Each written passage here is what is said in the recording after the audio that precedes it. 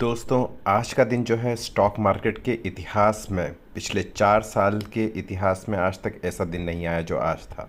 आज के दिन जितने भी इन्वेस्टर्स हैं वो आज खून के आंसू रोए होंगे, क्योंकि आज के दिन का जो रिज़ल्ट है वो किसी ने एक्सपेक्ट किया ही नहीं था। क्योंकि अगर मैं आज ही की बात करूं तो केवल आज ही के दिन में जो है बीएसई लिस्ट फर्म से करीब 30 लाख करोड़ का मार्केट कैपिटलाइजेशन जो है साफ़ हो गया। जी हाँ दोस्तों, 30 लाख करोड़ जो है वो रुपए धूल बन गए। अब इसके पीछे का कारण क्या है, आज हम ये देखेंगे। हम लोग ये भी देखेंगे कि भाई जितने भी नए इन्वेस्टर्स जो आते हैं स्टॉक मार्केट के अंदर, उनके लिए 5 महत्वपूर्ण लर्निंग क्या है। दरअसल उन 5 लर्निंग में से 3 तो महत्वपूर्ण लर्निंग के साथ ही साथ 2 आने वाली स्ट्रेटेजीज हैं कि अब आपको आगे क्या करना चाहिए। तो दोस्तों, आज के दिन हम एनालाइज करेंगे डिटेल के अंदर कि भाई क्या गलत हुआ। तो ये वीडियो जो है आगे जाके बहुत ही महत्वपूर्ण होने वाला है। मेरे साथ में इस वीडियो के अंत तक ज़रूर बने रहें। तो चलिए दोस्तों, बिना देरदारी के शुरू करते हैं।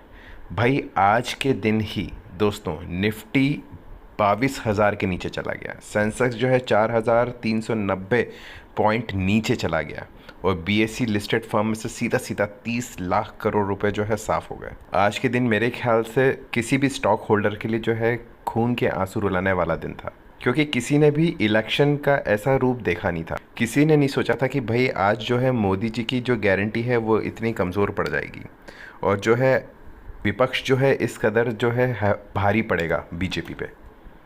तो दोस्तों, आज हम ये बात करने वाले हैं कि आखिर ऐसा क्या हुआ जिसकी वजह से आज जितने भी नए इन्वेस्टर्स हैं, जिन्होंने पहली बार ही अगर इन्वेस्ट किया होगा स्टॉक मार्केट के अंदर, तो उन्होंने ये ठान लिया होगा कि अब से वो इन्वेस्ट नहीं करेंगे। और जो पुराने इन्वेस्टर्स हैं, जो खेले खिलाए खिलाड़ी थे, उनको भी ऐसा झटका लगा कि शायद अब आने वाले वक्तों में वो कदम फूक फूक के रखेंगे। तो पहले तो दोस्तों अपन ये बात कर लेते हैं कि आज के दिन मार्केट में क्या हुआ। भाई केवल एफएमसीजी को छोड़ दीजिए, लेकिन बाकी के जितने भी इंडिसेस हैं वो सीधा सीधा मतलब वॉलेटिलिटी जो है उनकी 48% बढ़ गई। मतलब जिन मार्केट में सालों से कोई हलचल नहीं हुई थी, आज अचानक उनके अंदर वॉलेटिलिटी देखकर उनको नीचे का एक झटका लगा तगड़ा वाला। अगर हम सिर्फ सेंसेक्स की बात, तो केवल सेंसेक्स और निफ्टी जो है 8% नीचे चला गया, जो कि पिछले 4 साल का रिकॉर्ड है दोस्तों। पिछले 4 साल के अंदर कोविड के बाद से जो है सेंसेक्स और निफ्टी में इतनी बुरी गिरावट नहीं देखी गई।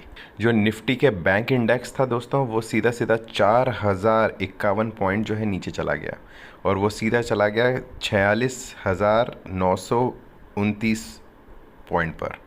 मिड कैप भी बहुत बुरी तरीके से गिरा। मिड कैप जो है आज कम से कम 4,203 पॉइंट गिरा है और ये पहुंच गया है करीब 49,151 पॉइंट पर। और जैसा कि मैंने आपको बताया कि बीएसई लिस्टेड कंपनीज़ ने तो आज भैया 30 लाख करोड़ का जो है मार्केट कैपिटलाइजेशन लूज़ कर दिया है। तो दोस्तों, आखिर गड़बड़ हुई कहाँ? सबसे पहले तो अपन इसकी बात करते हैं। तो दोस्तों, सबसे बड़ी गड़बड़ थी एग्जिट पोल पर अंधाधुंध ट्रस्ट करना। जी हाँ दोस्तों, आखिर ये शुरुआत हुई कहाँ से? भाई जब एग्जिट पोल का रिज़ल्ट आया सामने मार्केट में, तो लोग जैसे कह रहे थे कि भैया मोदी जी ही जीतेंगे और मोदी जी के ही फेवर में जो है एग्जिट पोल आया था। तो भाई सबसे पहली शुरुआत तो यहीं से हुई, क्योंकि लोगों ने सोचा कि भाई एक बार मोदी जी आ जाएंगे तो जो पीएसयू कंपनीज़ हैं या जो बैंक निफ्टी है वो सब तो ऊपर ही उठेंगे। इसकी वजह से जो है लोगों ने मास बाइंग कर ली। मास बाइंग मतलब भाई उन्होंने इतने शेयर्स खरीद लिए जितने उनको ज़रूरत के हिसाब से कई ज़्यादा था, नॉर्मल से भी कई ज़्यादा। और इसी का एक रीज़न ये था कि आपको पिछले 5 दिन के सेंसेक्स ट्रेडिंग पे दिखेगा कि भैया यहाँ पर जो जंप आया ये आया था इनके पोल के रिज़ल्ट्स के बाद में, एग्जिट पोल के रिज़ल्ट के बाद में, और यहीं से ही सारी गड़बड़ शुरू हुई। भाई अगर आप एग्जिट पोल पर ट्रस्ट नहीं करते तो शायद आज जो है आप मतलब जितने भी इन्वेस्टर्स हैं उन लोगों को इतना बुरा नुकसान नहीं झेलना पड़ता। तो पहले तो ये जाने कि एग्जिट पोल होता क्या है। भाई एग्जिट पोल जो है वो असली पोल थोड़ी है, वो तो एक इमेजिनरी राय है जो कि आप लोगों से पूछते हो कि भाई आपके मुताबिक पोल के अंदर कौन विजेता बनेगा। अब इसके अंदर पूरी इंडिया पार्टिसिपेट नहीं करती है दोस्तों, मैं आपको पहले बताऊं, क्योंकि इसके अंदर कई ऐसे महत्वपूर्ण लोग हैं जो कि इसको इग्नोर मार देते हैं, लेकिन वो ही लोग हैं जो एक्चुअल पोल होता है उसके अंदर वोटिंग करते हैं। तो भाई सबसे पहली बात तो एग्जिट पोल के अंदर सभी लोग इंक्लूड नहीं होते हैं।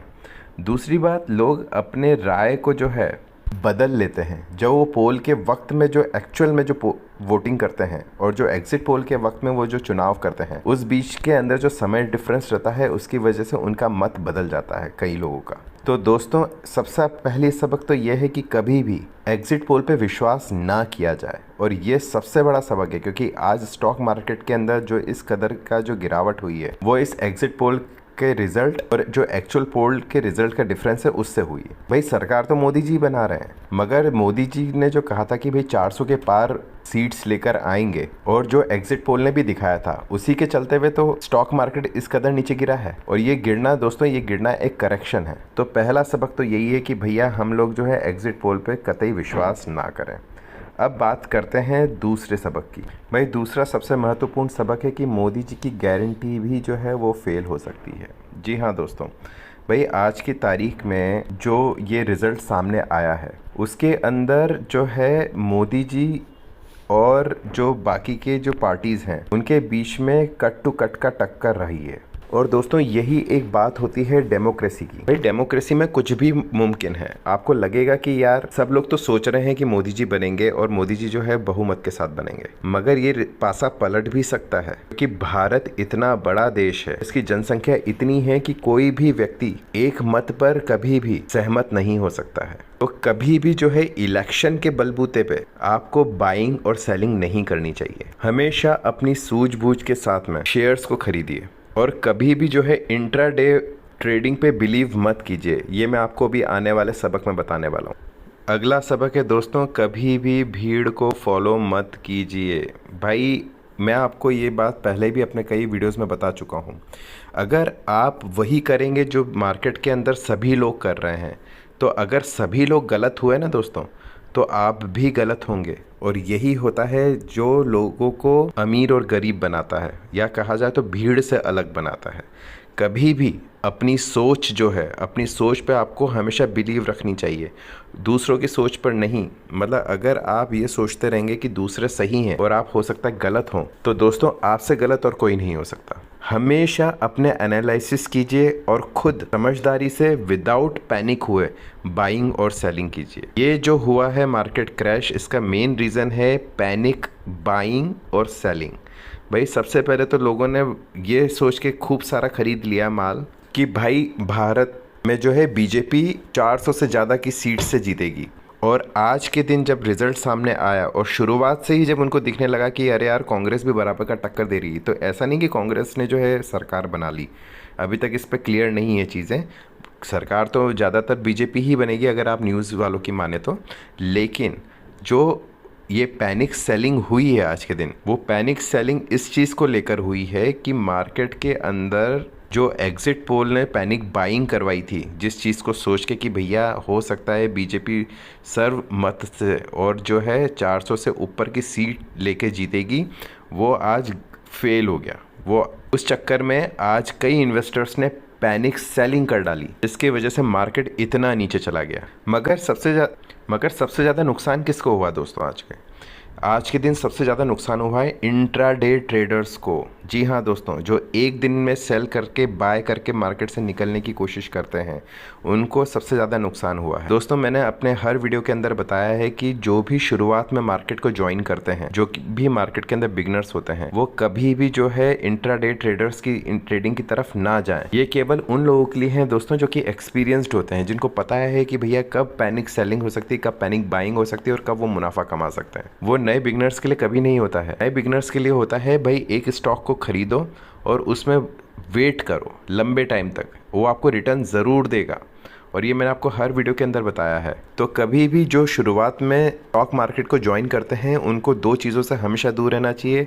एक तो इंट्राडे ट्रेडिंग हो गया और एक ऑप्शंस और फ्यूचर्स हो गया, क्योंकि ये काफ़ी अनप्रेडिक्टेबल होते हैं और ये सालों के एक्सपीरियंस के बाद ही आप इसके अंदर एंटर करें तो ही ज़्यादा बेहतर होता है। मगर दोस्तों, अब प्रश्न उठता है कि अब क्या करें?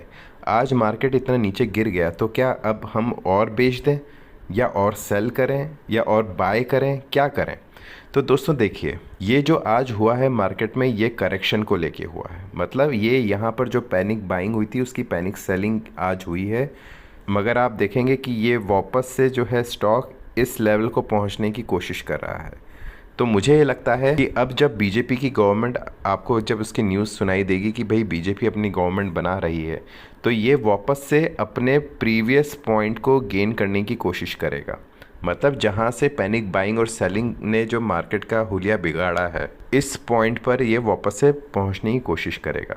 तो मार्केट अभी भी डाउन ही है। मगर दोस्तों, मैं आपको ओपनली किसी भी मार्केट को मुताबिक जो है आपको बाय और सेल करने का रिकमेंडेशन नहीं दूंगा, क्योंकि ये यूट्यूब की पॉलिसीज़ के खिलाफ है। मगर हाँ, मैं आपको डेटा ज़रूर बता सकता हूँ। तो आपके लिए डेटा केवल ये है कि भाई ये करेक्शन हुआ था आज के दिन, और अब ये करेक्शन से रिकवर होते हुए वापस से अपने उस प्रीवियस पॉइंट पर आ रहा है। दोस्तों, अगर आपको ये वीडियो पसंद आया हो तो मेरे इस वीडियो को लाइक करना ना भूलें, और अगर आपको इसी तरीके की जानकारी भविष्य में भी चाहिए तो मेरे चैनल को सब्सक्राइब करके ऑल नोटिफिकेशन दबाना ना भूलें। मेरे साथ में इस वीडियो के अंत तक बने रहने के लिए बहुत बहुत धन्यवाद।